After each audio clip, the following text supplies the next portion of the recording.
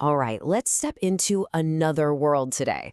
A world that feels like it's woven from moonlight and sea salt, a place of deep, ancient magic. We're going to explore the absolutely beautiful lore of Arreqqana. Everything starts with this whisper, something heard in a shared dream. Quesele awaits. These words, they're more than just a phrase. They're a call to adventure. They're the first thread in this incredible tapestry that's going to connect ancient spirits, whole lost cities, and two pretty remarkable siblings. So, who or what is the messenger behind this mysterious call? Well, that leads us right to the first and maybe the most mystical part of this world, this enigmatic creature that really drives all the stories we're about to dive into. Meet the moon raven, or if you want to use its true name from Arreqqana, the Zavarello ha Neyoraha. Now, the first thing you have to get is that this is not just a bird. It's a completely sentient being born from the braided lights of Arreqqana's 5 moons. Think of it as a dreamwalker, an omen, a messenger from the cosmos itself.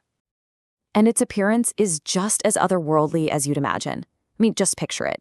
Feathers that look like they're painted with liquid moonlight, eyes like shifting opals, and wings so huge that when it flies overhead, it creates a momentary eclipse. But the really magical part? Its aura. It leaves behind this faint trail of stardust, and people believe those are literal fragments of the moon's memory. So obviously, the moon raven is way more than just a pretty creature. It's a living symbol. It represents memory itself, carrying these ancient ancestral dreams to the people who need to hear them. It only shows up at these huge, pivotal moments of change. And its cry, this haunting echo of Alessa, it's believed to contain sacred, powerful syllables. But an incredible being like this doesn't just exist in a vacuum, right? Its purpose is all tangled up in the lives of mortals, and that's what brings us to the central story that it shapes. So picture this, on a really special night, when 3 of Arreqqana's moons were perfectly aligned, twins were born, and they had this unbelievable gift. They were just connected to the world around them in a way no one else was, able to hear whispers in the waves and literally sing to the winds. Now, this is where it gets super fascinating for lore lovers. The legend of these twins actually exists in at least 2 forms. There's a written chapter book, and then there's a sacred oral epic passed down through generations. You can see how the names and some of the details shift a bit between them.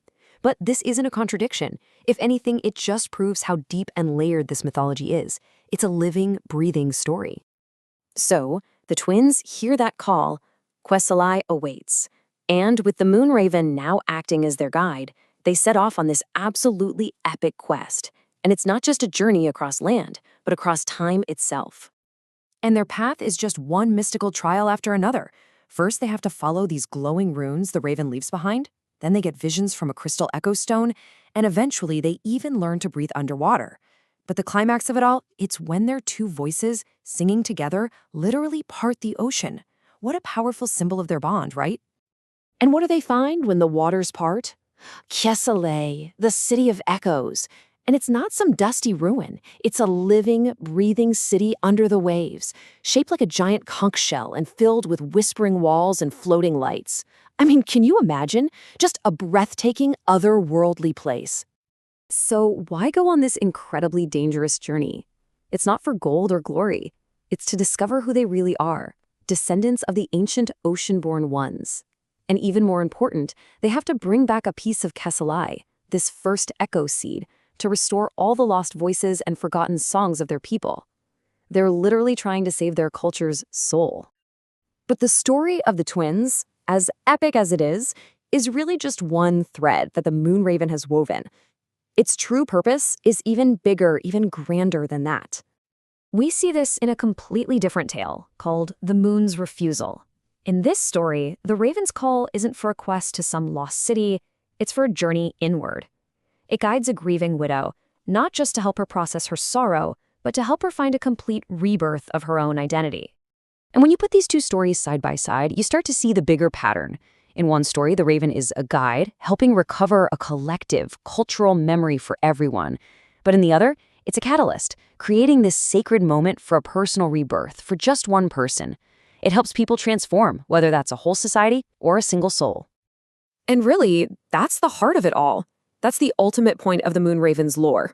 Its true purpose, The one thread that connects every single one of these stories is to help people remember. It doesn't matter if it's an entire city lost to the ocean, a broken song, or the true name of a single person. The raven is the keeper and the restorer of everything that has been forgotten. So as we leave the shores of Arreqqana, the lore kind of leaves us with this powerful question, doesn't it? It tells us that these echoes of forgotten things, cities, songs, maybe even parts of ourselves, they're always out there, just waiting to be found. So it makes you wonder, what forgotten echo is waiting for you?